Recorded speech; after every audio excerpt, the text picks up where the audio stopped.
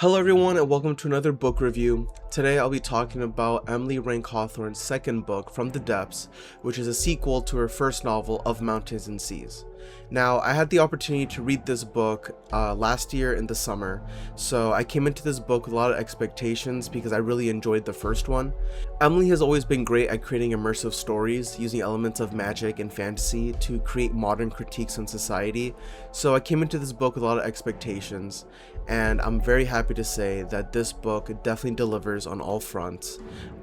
making it not only enjoyable to read on its own, but given the context of the first novel, it just creates a really great continuation and ending for the conflicts that we see in the first book. For those that are planning on reading this book, I highly recommend it, so I'm not going to go into heavy spoilers, but I do need to talk about some things that happen in the book just because it helps me be able to fully,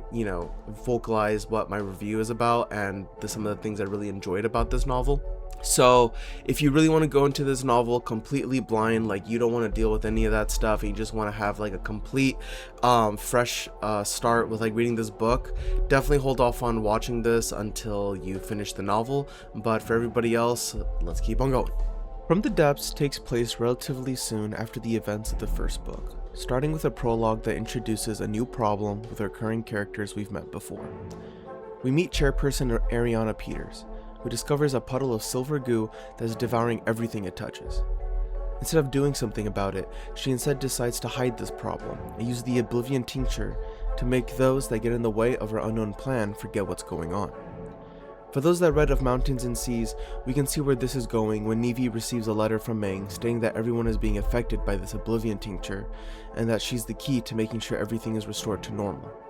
Now, I know this book just came out, so I'm not going to get into heavy spoilers of the story and where it goes, but I will need to share some things that happen in the book to talk about some of my favorite parts. While I do think this story is similar to its predecessor, I do think the tone and themes of this book are different because it helps us show how these characters are growing while we're reading about them. The first book highlighted a theme of identity and how people struggle with juggling their sense of self-expression with the existing overlapping culture that they're born into. My favorite characters from the first book were Nevi, Iris, and Davis because I think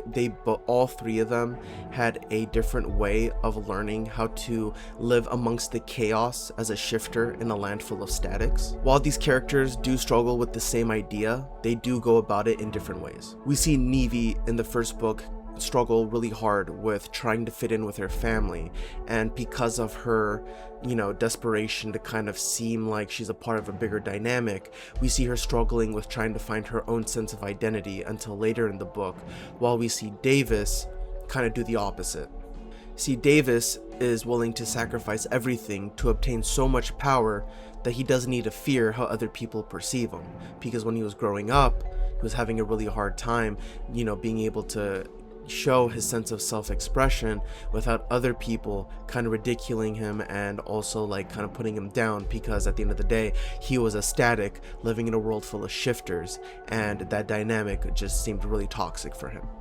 Then there's Iris, a woman that struggles with trying to identify herself while she's living with her family, and then ultimately she falls into the hands of Davis's manipulation because he starts promising her that if she kind of looks at things the other way, the way that Davis sees it, she'll be able to help create a world where people can live in peace.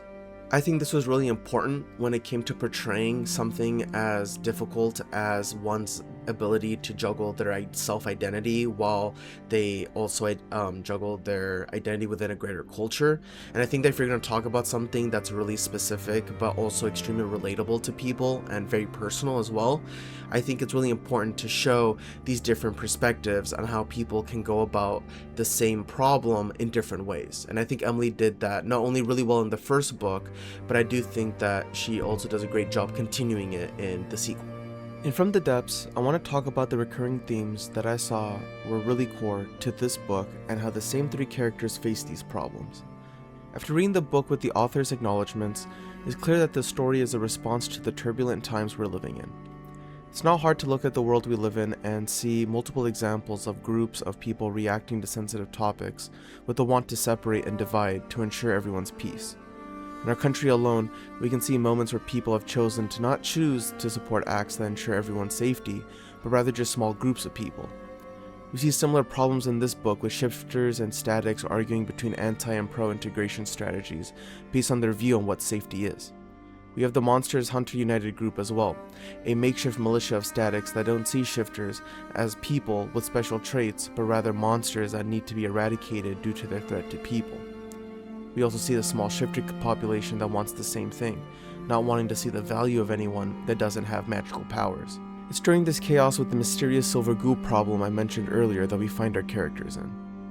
Now, I do want to talk about these same characters, but in the new environment that From the Depths kind of carries or kind of brings to the reader. So yes, I will say that Davis and Iris are both alive and they are in this book, but they're not really the same people. You see Davis and Iris both struggling to kind of redeem themselves after the acts of the first book, and you see them really having a hard time trying to find a reason for them to not only forgive themselves, but also something that they have to, a reason for them to kind of pitch to other people to say, hey, I messed up and I would really appreciate your forgiveness.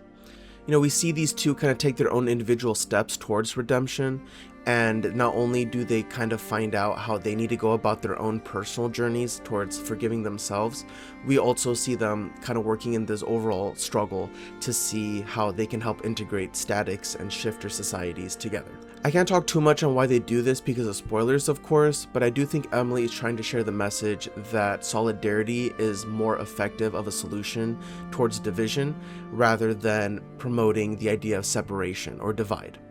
I don't know if it's possible for everyone, but I definitely think that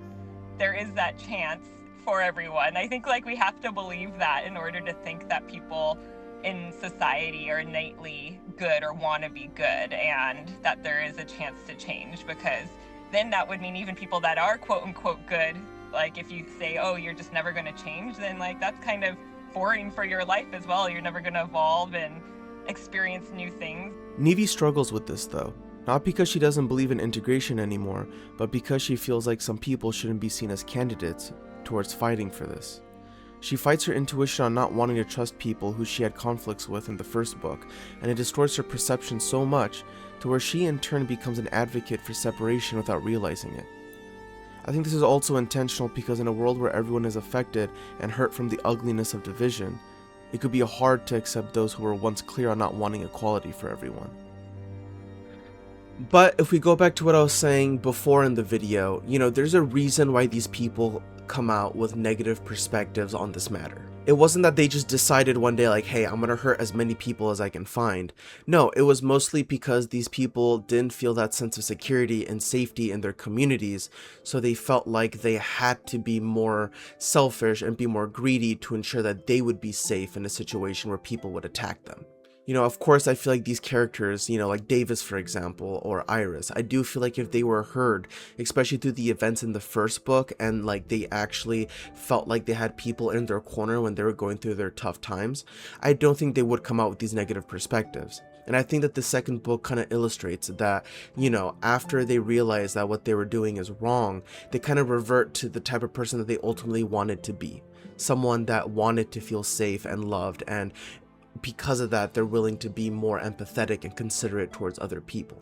I do feel like that if you do take that safety and that sense of protection within the community from the individual person,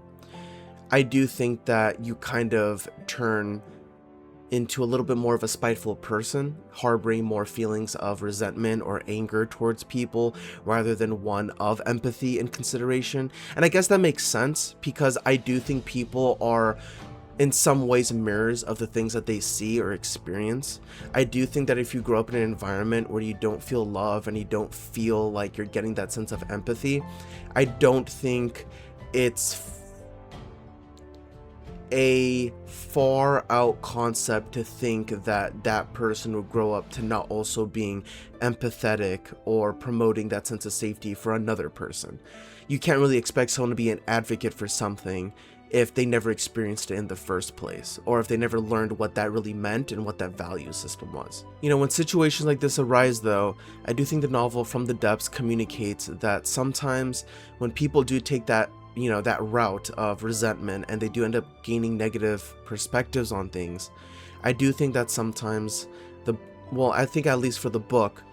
I think the book is trying to communicate that sometimes all you need to give is a second chance to these people to kind of find their own errors in their ways and kind of come back from a moment of despair and kind of find light in their own journey to be able to help other people and kind of come back to who they're initially meant to be. I do think the journey of going from a path of resentment, hatred, anger to one of resilience, patience, and ultimately peace, I think that's something a lot of people struggle with all the time. Like, I know we're talking about a book about magic, but I think that that is just one of the greatest struggles of the human mind, or I think the greatest struggle of being human in this world. I think that, you know, if you are brought up in an environment where you feel like you have to carry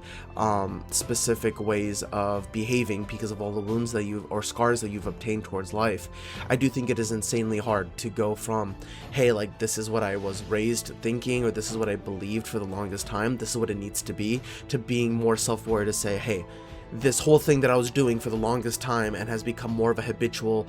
behavior, I don't think this is right. I kind of need to unwire my brain or rewire it to kind of be more, I guess, graceful in my actions, and that's really hard to say. You know, that's really hard to expect of anybody. And, you know, when I do bring this up to Emily, I actually had a chance to talk to her further and ask her some questions about this. And I asked her, I said, you know, like, what is one of the messages that you would get from, that you're trying to share from these characters and even from the story? And this is what she had to say. Takeaway I'd like from book 2 is that when we look at the world, it can feel really overwhelming looking at all the problems out there, and we just get to a point where it's just so overwhelming you don't even want to engage. You're like, there's just too many problems, I can't help, I'm not going to be effective in any type of change in the world. But I think if we start small, start local, start in our immediate family and community, that we can create the type of community that we want to see worldwide within our local community, and then that can have trickle effects into a broader sphere than we think that we're capable of affecting. I think Emily does a great job at using this duology and the concept of magical powers to highlight the nuances that come with living in a world riddled with tension and confusion. The magical component serves as a detail that seems amazing initially, but then serves as another trait that people use to discriminate against others. This was also something I talked to author Megan Haskell about, that the use of fantasy and magic as tools can serve as great opportunities to have hard conversations, like ones about prejudice and social injustice, easier to have. In conclusion, I do think the Of Mountains and Seas duology is a great read. I think if you enjoy a young adult novel that is circulated around magic and fantasy, but also talks about things that are extremely relatable, I think you will enjoy this book, or both of them. I know I did. The cover art is also amazing, and I think you can really see the effort that Emily's trying to put in sharing a really great message for people to read. And yeah, I'd highly recommend it. Again, the book just came out on June 9th, which is why this video is coming out on this day. So please check out Emily's website, which I will put in the description. I'll also try my best to link it. Also, you know, check out the other book, Of Mountains and Seas, that came out a couple years ago. Definitely worth reading both of them. I really enjoy it, and I think Emily's a great author. I'm really excited to see what she does in the future.